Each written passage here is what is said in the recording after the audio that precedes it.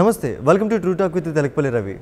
నమస్తే సార్. నమస్తే రవి గారు, మళ్ళీ దేశ రాజకీయాలు ఈ 2019 ఎన్నికలకు సంబంధించి బీజేపీ ఒక దూకుడు స్వభావంతో ముందుకెళ్తోంది. ఏదనుకుంటుందో అది సాధించే ప్రయత్నం చేస్తోంది. అందులో భాగమే ఈ రిజర్వేషన్కి సంబంధించి అంటారా? అంటే ఆఖరి అస్త్రాలన్నీ కూడా ప్రయోగించే ఒక ప్రయత్నంలో బీజేపీ ఉన్నట్టుగా ఉంది. ఇది బలమా బలహీనత అన్నది కూడా ఒక పెద్ద ప్రశ్న. ఎందుకంటే నిజంగా అంత బలంగా ఉండి అంత అద్భుతమైన ఆత్మవిశ్వాసంతో ఉంటే ఆఖరి నిమిషంలో ఇంత హడావుడి పడాల్సిన అవసరం వాళ్ళకు వచ్చేది కాదు కదా. ఓకే, ఇప్పుడు రిజర్వేషన్ల బిల్లు అగ్రవర్ణాల్లో ఉన్న పేదలకు కూడా మేము 10% కల్పిస్తాము లాంటి చాలా విస్తృతమైన ఒక చర్య తీసుకుంటున్నప్పుడు దాన్ని బాగా ప్రచారం చేసుకొని ఎప్పటి నుంచో చెప్పుకొని తను బలపడి ఉండొచ్చు. అలా చేయలేదే కాబట్టి ఇది ఒక ఆపద మొక్కల వ్యవహారంలాగా ఆకర్షణలో చేయటం వెనుక అభద్రత, ఒక విధమైనటువంటి అననుకూలత ఆ పార్టీ ఎక్కువగా ఎదుర్కొంటుందని మనం భావించాల్సి వస్తుంది. ఓకే, అందులో కీలకంగా వాళ్ళకు ఉత్తరప్రదేశ్ భయపెడుతోంది. ఉత్తరప్రదేశ్లో 80 స్థానాలు ఉన్నాయి. అక్కడ దళిత బహుజనుల ఓటింగ్ గణనీయంగా ఉంటుంది. అగ్రవర్ణాలు సాంప్రదాయకంగా బీజేపీ కాంగ్రెస్ల మధ్యలోనే ఉండేవాళ్ళు. ఇప్పుడు ఎస్పీ బీఎస్పీ చీలిపోయాయి కాబట్టి గతసారి వీళ్ళు గెలిచారు. శాసనసభలో అయితే ఎస్పీ కూడా రెండుగా చీలిపోయింది, బాబాయికి అబ్బాయికి మధ్యలో. ఇప్పుడు అవన్నీ ఒకటేండి. మరి ఎలా దళిత బహుజనులు దూరం అయిపోయి రాక, వాళ్ళు ఓట్లు రాక, రెండో వైపున అగ్రవర్ణాలు వాళ్ళు కూడా దూరం అయితే ఎట్లా అని వాళ్ళని ఆకర్షించే ఒక ఎత్తుగడలాగా ఇది తెచ్చినట్టుగా మనకు కనిపిస్తుంది. అయితే మంచిదే కాబట్టి అందరూ బలపరిచారు. ఇప్పుడు మీరు ఎవరికైనా అన్నం పెడతాను ఆకలిగా ఉన్నవాడికి లేదా అవసరమైన వాడికి సాయం చేస్తానంటే ఎవరు వద్దన్నారు. ఇక్కడ అలాగే ఈ దేశంలో పార్టీలన్నీ బీజేపీ యొక్క పెద్ద వ్యూహము ఎత్తుగడలకు పడిపోయాయని చెప్పడం అది అతిశయోక్తి. వాళ్ళు అందరూ ఆమోదించే ఒక అంశాన్ని వాళ్ళు తీసుకొచ్చారు. అందరూ ఆమోదించే అంశాన్ని తాము ఒక్కరే తీసుకొచ్చారు. అందరూ ఆమోదించే అంశంలో అందరినీ భాగస్వాములను చేసి ఆ విధమైన అవగాహనతో సమగ్రంగా చేయకుండా ఇది మా ఒక్కరిదే, ఇది మోడీ గారి ఘనత, బీజేపీ ఘనత అని చెప్పడానికి ఆఖరి నిమిషంలో తీసుకొచ్చారు. దీనికి ప్రధానమంత్రి ఇచ్చిన వివరణ కూడా విచిత్రంగా ఉంది. ఎప్పుడు ఏవో ఒక ఎన్నికలు ఉంటాయి కాబట్టి మనం శాసనాలు చేయలేము. ఇప్పుడైతే ఎన్నికలు లేవు కాబట్టి ఎన్నికలు లేని పరిస్థితులు చాలాసార్లు ఉన్నాయి. రెండోది, ఎన్నికలున్న రాజ్యాంగ సవరణలను ఎవరు ఆపగలిగింది ఏమీ ఉండదు. కాబట్టి ఇది ఎత్తుగడగా అనివార్యమైన ఆఖరి అస్త్రంగా బీజేపీ ప్రయోగిస్తున్నట్టుగా కనిపిస్తుంది. ఇది దాని బలాన్ని సూచిస్తుందని అనుకోవచ్చు, బలహీనతకు ప్రతిబింబం అని కూడా మనం భావించవచ్చు. ఓకే, అంటే బిల్లు ఇంత ఫోర్స్డ్గా వచ్చింది, కనీసం వ్యతిరేకత లేకుండా కూడా ఒక ఆమోదింపబడింది కదండి. అంటే ఇది రేపటి నుంచి అమలైపోవచ్చు అంటారా? రిజర్వేషన్ రేపటి నుంచి ఎవరికి వాళ్ళు దీన్ని చూసేసుకోవచ్చు అంటారు? ఇందులో రహస్యం అంతా అక్కడే ఉంది. ఈ రహస్యం అంతా కూడా ఏంటంటే బిల్లు ఆమోదం పొందాక రాష్ట్రపతి లేకపోతే ఇట్లాంటి తతంగం, కొంత న్యాయపరమైన తతంగం కొంత ఉంటుందనుకోండి. కానీ అది అమల్లోకి రావాలంటే రాష్ట్రాల వారి చాలా సమస్యలు ఉన్నాయి. ఏ రాష్ట్రంలో ఆదాయం వాళ్ళు నిర్ణయించుకోవచ్చు అని వీళ్ళు ఒక మాట చెప్తున్నారు. మళ్ళీ ఇంకా మూడో విషయం ఏంటంటే రాష్ట్రాల సంగతి అట్లా ఉంచి కోర్టుల్లో సవాల్ చేయకుండా ఉండాలి. రిజర్వేషన్లు 50% దాటకూడదు అన్నది రాజ్యాంగంలో లేదు. అది కేవలం దళిత బీసీలకే వర్తిస్తుంది, ఇది వేరే కేటగిరీలోకి వస్తుంది అన్నది అరుణ్ జైట్లీ చేసిన వాదన. ఈ వాదనను కోర్టు ఆమోదిస్తుందా? ఓకే, అంటే మీరు ఇచ్చే ఉద్యోగాల్లో 50% మించి రిజర్వేషన్ చేస్తే మిగిలిన వాళ్ళకి అన్యాయం జరుగుతుంది అన్నది కదా కోర్టు యొక్క వాదన. దాన్ని కోర్టు సవరించుకుంటుందా? అప్పుడు కేసు వేసినటువంటి ఇందిరా సాహ్ని ఇప్పుడు కూడా కేసు వేస్తూ ఉంటున్నారు. ఆ తీర్పు కారణమైన ఇందిరా సాహ్ని 1991లో పివి నరసింహారావు ప్రభుత్వం ఉన్నప్పుడు ఆమె కేసు వేస్తే ఈ 50% దాటకూడదు అన్న తీర్పు వచ్చింది. ఇప్పుడు ఆమె కూడా ముందుకు వచ్చారు. ఆమె సంగతి అట్లా ఉంచి ఈరోజు ఇప్పటికే సుప్రీంకోర్టులో కౌశల్ చౌదరి ఆయన ఒక కేసు వేసాడు, ఈక్వాలిటీ ఫర్ ఆల్ అని ఆయన. కాబట్టి అలాగే బీసీ సంఘాలు వీళ్ళందరూ కూడా వివక్ష మీద ఆధారపడాల్సినటువంటి రిజర్వేషన్ను మీరు ఆర్థిక కొలబద్ద ఎలా తెస్తారని వాళ్ళు ఒక విమర్శ, వాళ్ళు ఒక నిరసన వాళ్ళు తెలుపుతున్నారు. రాజకీయ పార్టీల్లో కూడా కొద్దిగా భిన్నాభిప్రాయాలు ఉన్నాయి. అన్నిటికంటే కీలకంగా ఈ 8 లక్షలు ఉన్న వాళ్ళందరూ పేదలే అన్న దాని మీద అసంతృప్తి ఉంది. ఎందుకనంటే 8 లక్షలు అంటే ఏంటి? నెలకు 65,000 రూపాయల జీతం. సగటు భారతీయుని, పేద భారతీయుని లెక్కలోకి తీసుకుంటే 30,000 దాటినప్పటి నుంచి పెద్ద జీతం కింద భావిస్తుంటాడు వాడు. అలాంటిది 65,000 వచ్చేవాడు పేదవాడు అని మీరు అనేటైతే నిజమైన పేద ఎవరు? అందరూ ఆ జాబితాలోకి వస్తారు. మీరు ఒక ఉదాహరణ చూడండి, రాజశేఖర్ నిన్న మొన్న సమ్మె జరిగినప్పుడు కార్మికులు వాళ్ళు 8-9 తేదీల్లో వాళ్ళు మాకు 18,000 కనీస వేతనం నిర్ణయించమంటున్నారు. నెలకు 18,000 కనీస వేతనం అంటే ఏడాదికి 2.15 లక్షలు ఇంచుమించుగా. దానికే ప్రభుత్వం ఒప్పుకోవడం లేదు. మీరు ఒకవైపు 18,000 జీతానికే ఒప్పుకొని వాళ్ళు 65,000 జీతం వచ్చే వాళ్ళని పేదలుగా ఎలా పరిగణిస్తారు? అలాగే ఆదాయ పన్ను బడ్జెట్ ప్రవేశపెట్టినప్పుడు మధ్యతరగతి ఉద్యోగులు 5 లక్షల వరకు మాకు పన్ను మినహాయింపు ఇవ్వండి, ప్రతిసారి ఈ బడ్జెట్లో 5 లక్షలకు మినహాయింపు వస్తుందా రాదా అని ఎప్పుడు చర్చ మనం చేస్తాం ఛానల్స్లో, ఎప్పుడు ఇవ్వరు. 5 లక్షల ఆదాయం వచ్చే వాళ్ళని కూడా సంపన్నులుగా భావించి మీరు పన్ను వేస్తున్నప్పుడు 8 లక్షలు వచ్చే వాళ్ళని పేదలుగా మీరు ఎలా పరిగణిస్తారు? ఈ ప్రశ్న. 8 లక్షలు అనేది పట్టణాల్లో ఒక విధంగా ఉంటుంది, పల్లెల్లో ఒక విధంగా ఉంటుంది, గ్రామాల్లో ఒక విధంగా ఉంటుంది, మారుమూల గ్రామాల్లో ఒక విధంగా ఉంటుంది. అనేక హెచ్చుతగ్గులు ఉన్నాయి. వీటన్నిటి మీద చర్చ చేయలేదు ప్రభుత్వం, చేసి ఉండాల్సింది. అంతకంటే కీలకంగా ఇంకొక మాట వచ్చింది, అసలు ఉద్యోగాలే మీరు భర్తీ చేయట్లేదు కదా. మీరు భర్తీ చేసింది 46,000 ఉద్యోగాలు. ఇందులో ఈ శాతం 10% అంటే 4,500 ఉద్యోగాలు వచ్చినట్లు లెక్క. 5 ఏళ్ల మీద ఇన్ని వర్గాలకు కలిపి 4,500 ఉద్యోగాలు ఇవ్వడానికి ఇంత తతంగం ఎందుకని? కాబట్టి ఇక్కడ ఇది ఆమోదం పొంది అమల్లోకి వస్తుందా లేదా అన్న ప్రశ్న ఒకటి ఉంది, పొందినా ప్రయోజనం ఎంత అనే ప్రశ్న ఉంది. అర్హులకు మాత్రమే మీరు వర్తింపజేస్తున్నారా? పరిధి మరీ ఇష్టానుసారం పెట్టేసి మీరు కేవలం అగ్రవర్ణాల్లో ఉన్న ఉన్నత తరగతులను ఆకట్టుకోవడానికి, బీజేపీతో అట్టిపెట్టుకోవడానికి ఈ ప్రయత్నం చేస్తున్నారా అన్న ఇన్ని చిక్కుముళ్ళు ఇప్పుడు రాకపోవచ్చు. ఇవన్నీ బిల్లును వ్యతిరేకించడానికి కారణం కావు కదా. బిల్లును ఎందుకు వ్యతిరేకించాలి? వాళ్ళకి రిజర్వేషన్లు వస్తే మాకు అభ్యంతరం లేదన్న ఈ ప్రతిపక్షాలు. కానీ the devil is in details అంటారే, మీరు ఎప్పుడైతే వివరాల్లోకి వెళ్ళారో ఈ వివాదాలన్నీ వస్తాయి. కాబట్టి ఇంకా చాలా తతంగం మిగిలింది. ఈ రిజర్వేషన్ల bill has a long way to go. అది ఈ 3 నెలల్లో జరగదు, అది కూడా నేను చెప్పగలను. అది వచ్చే ప్రభుత్వానికి సంబంధించి అందించే సమస్య తప్ప ఈ ప్రభుత్వం ఏదో ఇప్పటికిప్పుడు ఉద్యోగాలు ఇచ్చే అవకాశమే లేదు. వీళ్ళు భర్తీ చేయట్లేదు అసలు పబ్లిక్ సెక్టార్లో. రవి గారు, మరి ఇంత సడన్గా రాజ్యాంగపరమైనటువంటి సవరణలు జరుగుతున్నప్పుడు ఆ ఎఫెక్ట్ లేదా ఆ పరిస్థితులు అనేవి వ్యవస్థాపరంగా ఉంటాయి.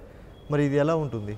తప్పనిసరిగా దేశంలో మతాల మధ్య బీజేపీ హిందుత్వ రాజకీయాల వల్ల మతాల మధ్య చిచ్చు వచ్చిన మాట మనకు తెలుసు. గతంలో గుజరాత్లో వాళ్ళు బలంగా ఉన్న చోటే రిజర్వేషన్ వ్యతిరేక ఉద్యమం వచ్చింది, ఆంధ్రప్రదేశ్లో వచ్చింది. గుజార్లు, జాట్లు, పటేళ్ళు ఇవన్నీ ఇలాంటి ఉద్యమాలు చాలాసార్లు రిజర్వేషన్ అనుకూల వ్యతిరేక ఉద్యమాలు మనం చూసాం. అలాగే మెరిట్ వర్సెస్ రిజర్వేషన్, ప్రతిభ వర్సెస్ రిజర్వేషన్ లాంటివి అసలు ప్రతిభ అంతా దెబ్బతినిపోతుందనే వాదనలు కూడా మనం చాలా కాలం విన్నాం. అవన్నీ సామాజిక న్యాయ భావనకు విరుద్ధమైనవి. తరతరాల నుంచి అణచివేతకు, వివక్షకు గురైన వాళ్ళని ఆదుకోవాలనే రాజ్యాంగంలో 15-16 అధికరణాలు పెట్టారు.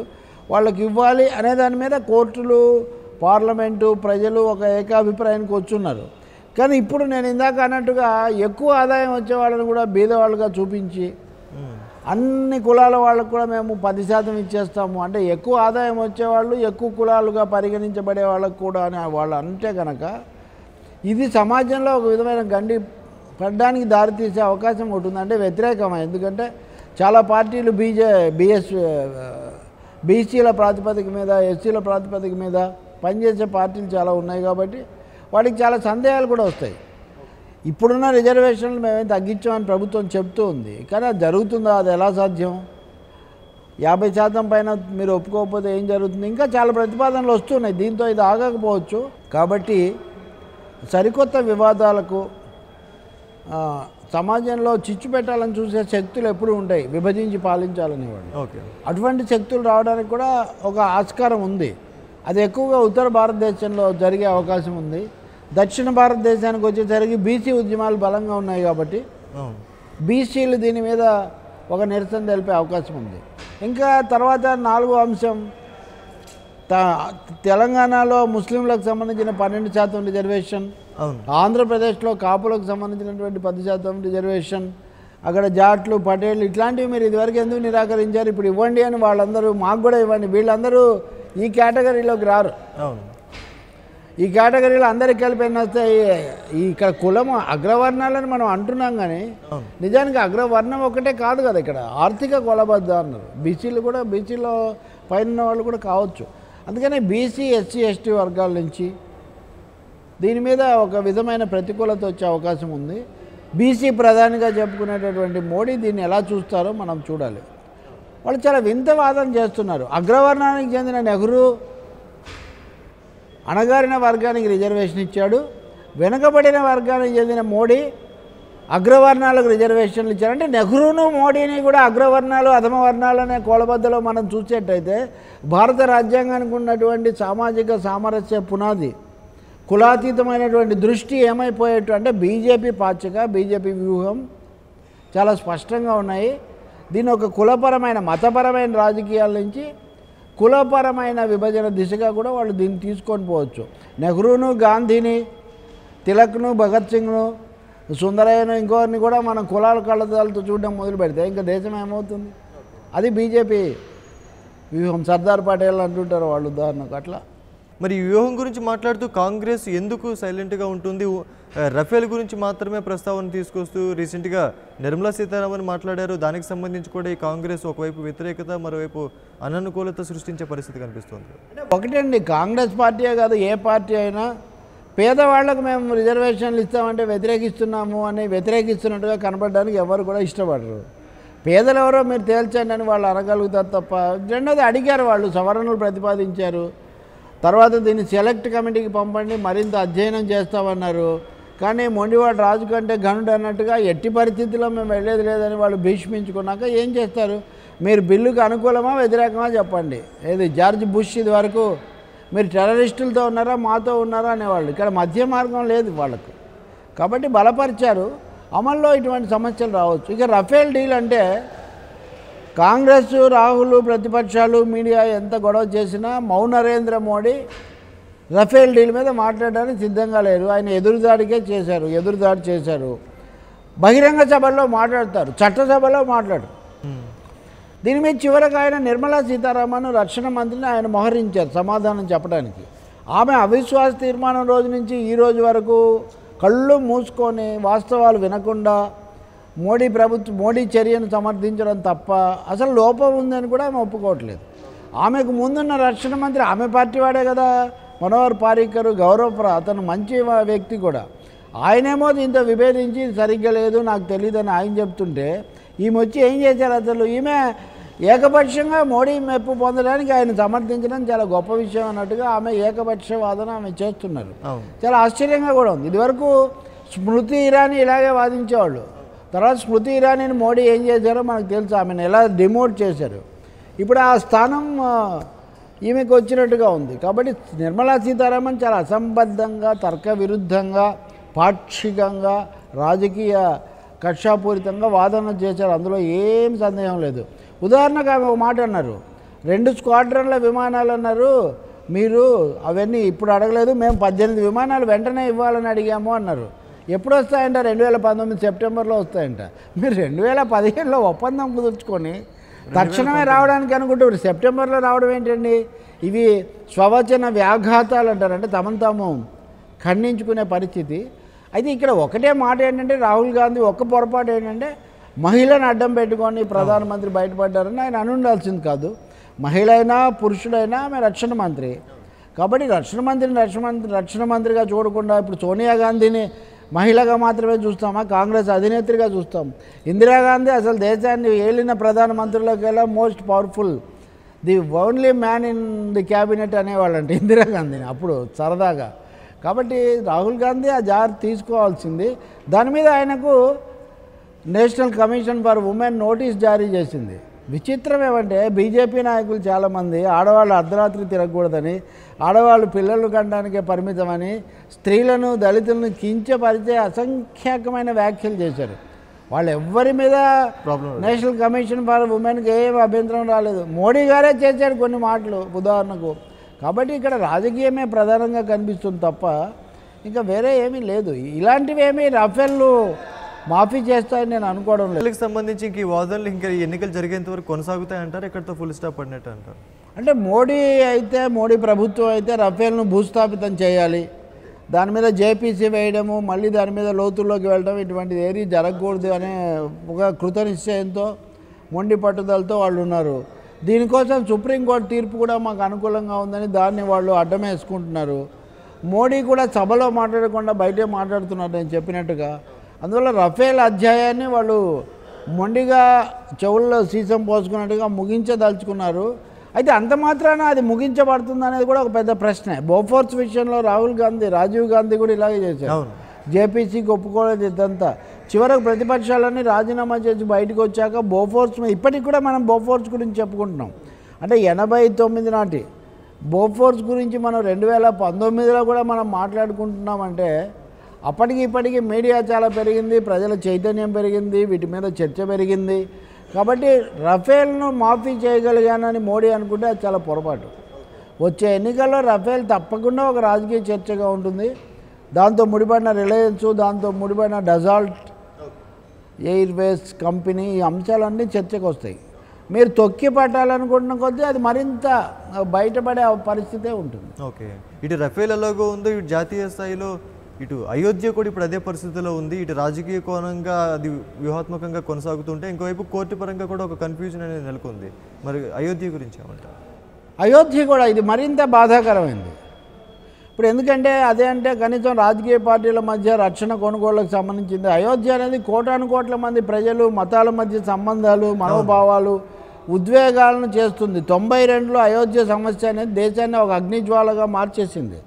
అటువంటిది ఎన్నికల సంవత్సరంలో మళ్ళీ దాన్ని చిచ్చు పెట్టడం అనేది చాలా ఆందోళనకరమైన విషయం. 5 ఏళ్ళు ఎందుకు చేయలేదు? అది కూడా అంతే. అంటే ఇక్కడ రిజర్వేషన్లుగా కాదు, రామ మందిరానికి కూడా అదే సమస్య. రామ మందిరం మీకు ఇప్పుడే గుర్తొచ్చిందా? 2017లో రాలేదు, 16లో రాలేదు. ఆఖరకు ఉత్తరప్రదేశ్ ఎన్నికల్లో కూడా అది ప్రధాన సమస్యగా మీరు పోరాడలేదు.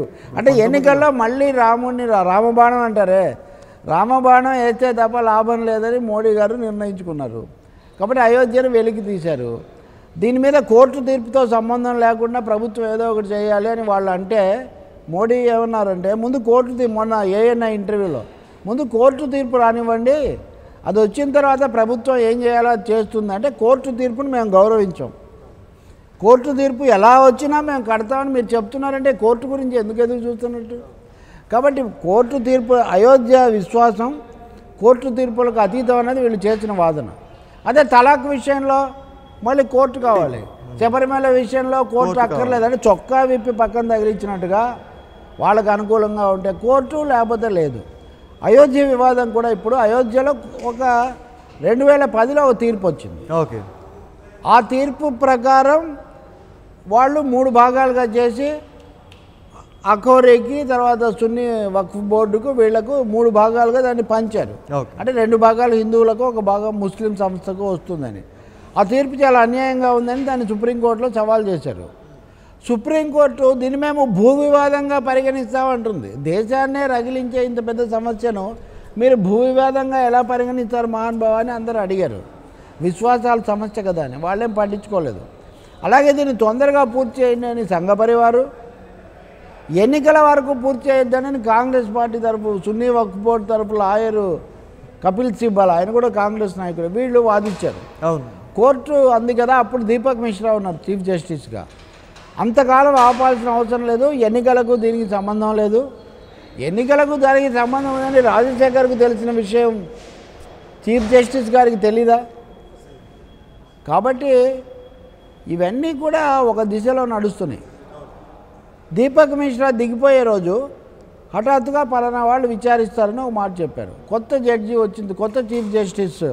ఈ కొత్త చీఫ్ జస్టిస్ రంజన్ గొగోయ్ వచ్చిన తర్వాత పాతదాన్ని పక్కన పెట్టి మేము తొందరగా 29వ తారీఖు నుంచి విచారిస్తామని ఇటువంటి ప్రకటన ఏదో చేశారు. 3గురితో కూడినటువంటి ఒక ధర్మాసనం. ఆ ధర్మాసనం విచారణ ప్రారంభించకముందే హఠాత్తుగా మళ్ళీ ఇంకో ప్రకటన వచ్చింది, 5గురితో కూడిన ధర్మాసనం చేస్తుంది అని. ఇది చాలా ఆశ్చర్యకరమైంది. ఎందుకంటే రాజ్యాంగ ధర్మాసనాలు వేయటము, ఎక్కువ మంది జడ్జీలు నియమించటం 2 కారణాల వల్ల చేస్తారు. ఒకటి పిటిషనర్ అన్న అడగాలి, లేదా ఆ జడ్జీలన్నీ అడగాలి, మేము 3 చాలము మాకు 5గురు కావాలని. ఇక్కడ వాళ్ళు అడగలేదు, పిటిషనర్ కూడా అడగలేదు. అయినా రంజన్ గొగోయ్ గారు 5గురితో మేము వేస్తున్నాం, దాంట్లో తను కూడా ఉంటానని చెప్పి ఆయన చెప్పారు. చెప్పిన తర్వాత పోనీ అదన్నా సక్రమంగా నడిచిందంటే లేదు. ఏకపక్షంగా అందులో నుంచి యుఏ లలిత్ అనే ఒక జడ్జి ఉన్నాడు. ఈ జడ్జి కళ్యాణ్ సింగ్ ప్రభుత్వం తరఫున వాదించున్నాడు. కళ్యాణ్ సింగ్ హయాంలోనే బాబ్రీ మసీద్ కూల్చివేయబడింది. అంటే ఆయన తరఫున వాదించిన ఆయన మీరు ఎలా పెట్టారు అంటే ఇక్కడ ఏమీ మీరు దాని లోతుపాతులు ఇంత తీవ్రమైన కేసు విషయంలో దాని లోతుపాతుల్లోకి వెళ్ళటం కానీ దాని పర్యవసానాలు ఆలోచించడం కానీ ఏదీ జరగడం లేదు. అన్ని కేసుల్లాగా రాముడి కేసు అన్నట్టుగా మీరు చూస్తున్నారు కానీ దాని రాజకీయ తీవ్రతను మీరు అంచనా వేయలేదు. మనం ఇలాంటి పరిస్థితి సుప్రీంకోర్టు నుంచి కోరుకోము. వాళ్ళు ఇప్పుడు ఈరోజు లలిత్ అనే ఆయన బయటకు వచ్చాడు కాబట్టి కేసును జనవరి 29కి వాయిదా వేశారు. బహుశా జనవరిలోనో ఫిబ్రవరిలోనో ఎన్నికల నోటిఫికేషన్ కూడా వస్తుంది. కాబట్టి ఈ కేసు అనేది బహుశా ఎన్నికల తర్వాతకు వాయిదా పడ్డం తప్ప ఎన్నికల్లో రాదు. రాకపోవడాన్ని బీజేపీ ఉపయోగించుకుంటుంది. కోర్టులు రాముడికి వ్యతిరేకంగా ఉన్నాయి, ఈ పార్టీలన్నీ వ్యతిరేకంగా ఉన్నాయి. కాబట్టి రాముడిని గౌరవించేవాళ్ళు, ఆంజనేయుని గౌరవించేవాళ్ళు మాకే ఓటేయాలని ఇదివరకు బీజేపీ చెప్పింది కదా. అంటే రాముడు బీజేపీయే, అయ్యప్ప ఆంజనేయుడు బీజేపీయే, అయ్యప్ప స్వామి బీజేపీ, అందరూ బీజేపీనే. అయితే మిగిలిన పార్టీలకు ఏ దేవుడిని మిగిలించేటట్టుగా లేరు వీళ్ళు.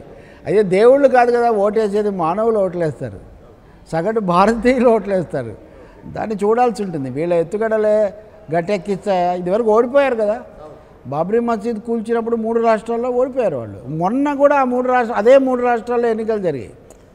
92లో బాబ్రీ కూల్చేశాక 93 ఎన్నికల్లో ఏ రాష్ట్రాల్లో జరిగాయో, మధ్యప్రదేశ్, రాజస్థాన్, అప్పుడు ఛత్తీస్గఢ్ లేదనుకోండి, ఇప్పుడు ఛత్తీస్గఢ్ వచ్చింది. ఈ రాష్ట్రాల్లో వాళ్ళు ఓడిపోయారు. రాజస్థాన్లో మైనార్టీతో నెగ్గారు. కాబట్టి వాతావరణం వ్యతిరేకంగా ఉంది. ప్రజలు కోరుకోవట్లేదు స్పర్ధ, మతపరమైన స్పర్ధ కోరుకోవడం లేదు. మరి ఏం జరుగుతుందో మనం సుప్రీంకోర్టు తీరు మీద కూడా ఆధారపడి ఉంటుంది.